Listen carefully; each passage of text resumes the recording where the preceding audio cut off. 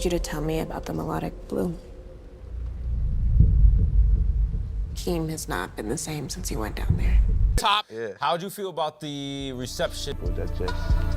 The Grammy goes to Family Ties, Baby Keem and Kendrick Lamar. Like this during that time, and he's ended up working on like half of my album, you know what I mean? Like together we built chemistry. Yeah, no, these are definitely real experiences throughout the album. We wake up our loneliness. The Sirens cult. Projects of the past couple of years, including the Black Panther soundtrack, executive produced by Kendrick Lamar, as well as J-Rock's Redemption album. When this Las Vegas-raised young man first started releasing his distinctive, humorous, and undeniably catchy hooks under his given name, he kept his face hidden from view. But once he rechristened himself as Baby Keem, he emerged from out the shadows and started dropping videos revealing his identity to the public, including this clip directed by Hollywood star Shia LaBeouf. What's happening? Bruh. Despite being able to finally reveal what he looks like, my man Keem has still been highly hesitant to do any on-camera interviews, and not all that much is known about his past. But today, I'm gonna pull back the curtain as best as I can. Carter Jr. on October 22nd, 2000 in Carson, California. When Keem was still an infant, his family moved to Las Vegas, Nevada, where he would spend majority of his childhood growing up. By the time that he was already a teenager though, Keem was already tired of the small town-like nature of the city. He considered it to be both boring and dry in that it had no music scene at all outside of the Killers, who amazingly enough Keem claims to have never heard of. No wrong answer when it comes to no wrong answer. You can even say the first two albums, like whichever one, like you know, that guy is creative genius. So, you know. So you spoke about some of the entry points to your music, but you're also on the record saying that Cudi is one of the people that influence you. Who else influenced you? Lil Wayne, for sure, Eminem and his storytelling, like the way he could just embody a character in a song and change his flow so many times. That influenced me. Even some of the artists that have come out, like when I was in high school, just seeing like Uzi, all those guys do what they did in the SoundCloud times and things like that. So yeah, it was tough. Drake, for sure. Drake's one of those guys.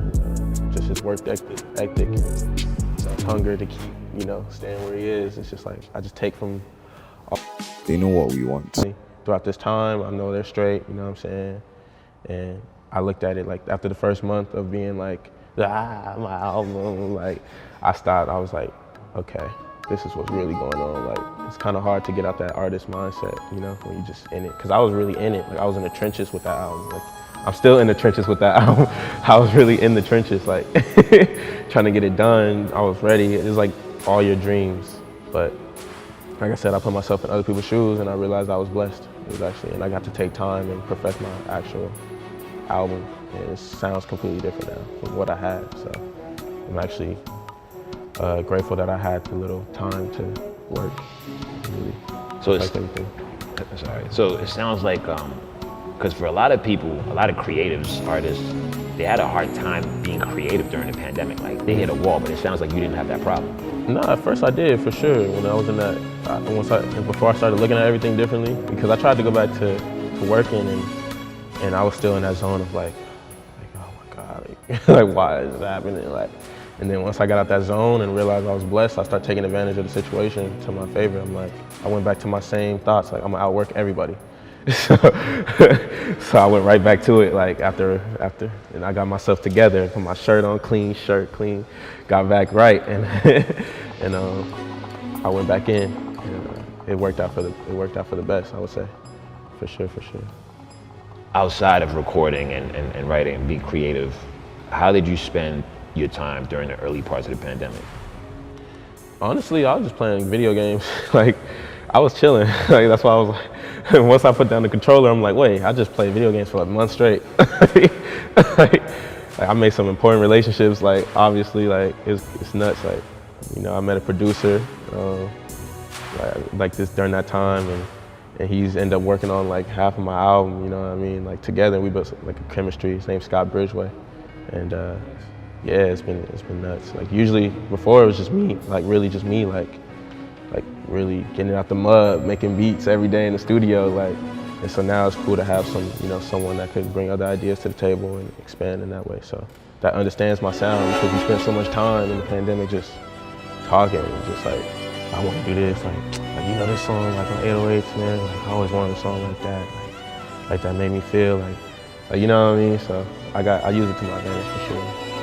Well, speaking of production, you know, one of the early moments of you getting notoriety is for producing for others, right? Like you on J-Rock's album, you were on Black Panther, but it seems like you've been focusing on your own stuff. Oh, Lion King. But it's not, let me not forget that one. But it sounds like you've been focusing on your own music mostly. Do you foresee yourself producing for others somewhere in the future? Yeah, of course. I like to be selective with what I do. I don't want to have a scenario where I have something that I just don't like in the part, and I'm like, damn, I fucked up. Like I fucked that person up. You know, because like 80% of music is like the beat now. Like, you know what I'm saying? So I don't want to have that scenario. So I'm really selective with what I do and who I work with, and like who I produce for in the future. But yeah, no, for sure. Like after the Lion King thing, I kind of just like, all right, like whew, that was crazy. I never thought that would happen. Like, like that's something I couldn't even fathom doing. So I'm like, all right, this shit has endless possibilities. Like let me hone in on myself real quick, and then I could dazzle in, you know, sprinkle every now and then, come back with on somebody else's album. Or, you know, I think it's a good skill to have, because even when I'm not dropping albums, you know, when I'm giving my music a break, and I could come in and still be heard in some form on other people's work. And I think I like it. I like having that in my arsenal for sure. When you mentioned being selective, one of the ways you've been selective is with collaboration. Mm-hmm. You know, even though hip hop is very collaboration driven, you're someone who's buzzing right now. I'm pretty sure a lot of people have been knocking on your door trying to collaborate. But up to this point, up until Do-Rag Activity, you hadn't collaborated with anyone, whether it's somebody on your song or you hopping on somebody else's song. Yeah. Why was that? It seems like strategic. Why was that important to you? Like I said, it was like going back to the whole like get it on my own situation. Like I wanted a situation where the people that listen to me are listening to me for me, and you know what I'm saying. And even a situation where it's hard for them to accept me working with other people, like, which is what we have now, like going on. It's like, you know, they like Keem, and that was important for me to build that foundation, and you know, of my loyal folks that support me and things like that. And I just wanted to do that, keep it in-house, keep my sound. I wanted to develop what my actual sound was before I even had people influence my sound, you know? And yeah, that was really important for me. One collaboration that people have been speculating on. I'm the coolest person. Like, I'm not ever gonna, you know, I can't ever be emotional at somebody's process, and you know, like, still process. All right, let's talk about the album. Let's get into the album. How long have you been working on it at this point? It's been like 2 years.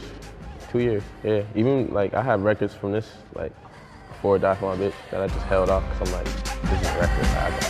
I want to do right by it. Like, I want to make sure it has something like really that supports it around it. So, it's been like 2 years. I noticed, and you tell me if you know the same thing, but I noticed all the records that you put out after Die For My Bitch, like No Sense, Hooligan, Sons and Critic, Do-Rag Activity, like it sounds like you took a leap with the cadences. Mm-hmm. And it reminds me of one of the earliest things you said, like you don't want to be a lyricist, you want to be the king of flows. Yeah. How do you work on that part of your art specifically, on the flows and the cadences? Just keeping it fresh. Like I don't want to keep doing the same thing every song, you know what I'm saying? So if I gotta manipulate my voice, then I have to, you know what I mean? And try to use my voice as an instrument in whatever way possible to keep shit fresh. And I got to, because I don't want to discredit people that listen to me by, you know, people that support me, like they be like going crazy for going hard for me, talking shit to people for me. Like I don't want to let them down with just, you know, the same thing over and over. You know, I don't want to prove the people, the 1% right. So yeah, so I got to just keep being different, keep staying sharp on my skills. So, and being confident too, in enough to put new shit out, whether it works or not. You know what I mean? So, yeah. You posted recently the Melodic Blue coming very soon, something like that. So that's the album title. Yep, the Melodic Blue. No, you're very strategic in when you share information about aspects of stuff.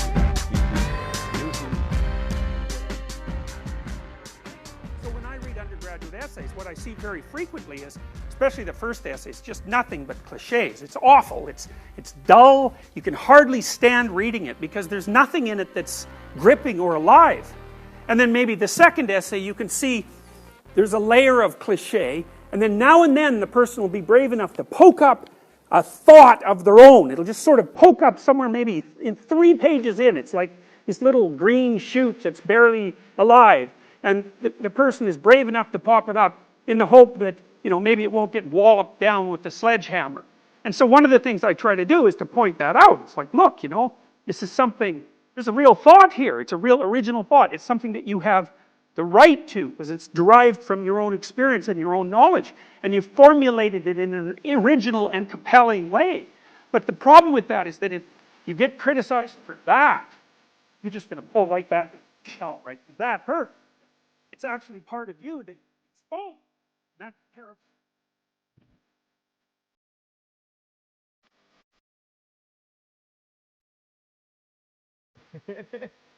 Shout out to you, like, for what people can like, yeah, I'm still in the trenches. Like, I don't even know. So, yeah, trying to figure it out right now. Right.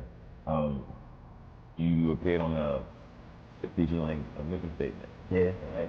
You shared a scene with Yara Shahidi. Very brief, but very convincing, in my opinion.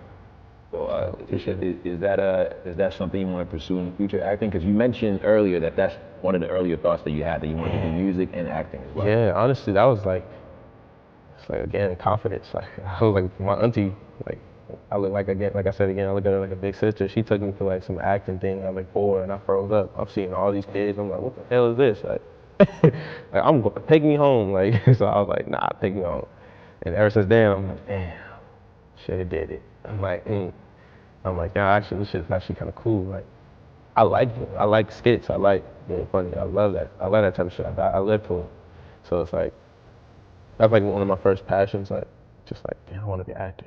So it's definitely something I want to do in the future. I want to do it right though. With anything, just how I like approach music, I want to have the right necessary, like, you know, training and to hone in on my natural ability as well. So yeah, that was a cool little preview of it, of what I kind of could do now. But I definitely want to take that and grow.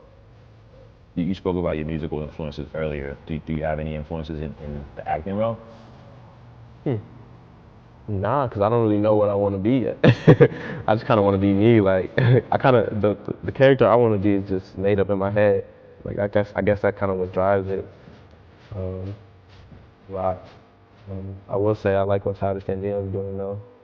Just from a perspective on just doing, just diving into each art and how he's approaching things. And, you know, I actually got to meet him like a year and a half ago. And it was pretty cool. So I always looked up to what he does creatively, specifically too. So, yeah. He's doing something interesting, which is he's doing both at a high level. Because you know, it's something that's interesting also with Drake. Like, he came from the acting space, but he hasn't gone back to acting yet. I think it's because they're aware that it's very hard to do both at the same time. And because, you know, you go back to, I mean, I ain't gonna name no names, but like when you start focusing on in one area, the other suffers. Is that something that you have in mind as well when you think about doing both? Of course, like if I'm even thinking about doing it, I'm already planning a strategy. I don't waste no time. I get to it. Like if I'm like, okay, I want to act one day, then I'm gonna plan the best way to do it. So it has to be to a point where my music is just like I'm able to do both. Like, or you know, 1 year maybe I'll just tour for a year and just focus on acting, or you know, however I have to do it to where both of my skills can. Because, you know, wherever I'm at, I'm going to be recording regardless if it's on set. Like, that's how I have to work harder than everybody. Like, that's the end of the story wherever I'm at. So, yeah, I just have to figure out the best scenario, you know what I mean? But I'm going to make it work for sure. That's it for me, man. I just want to know if there's anything you want your fans or anyone else to know out there. Anything else you have to share? Shit, not right now, man. I mean, I said a lot. That's a lot, man. A lot of blue things. That's all I have to say. And that's it. Just be ready. Be ready, because it's gonna come.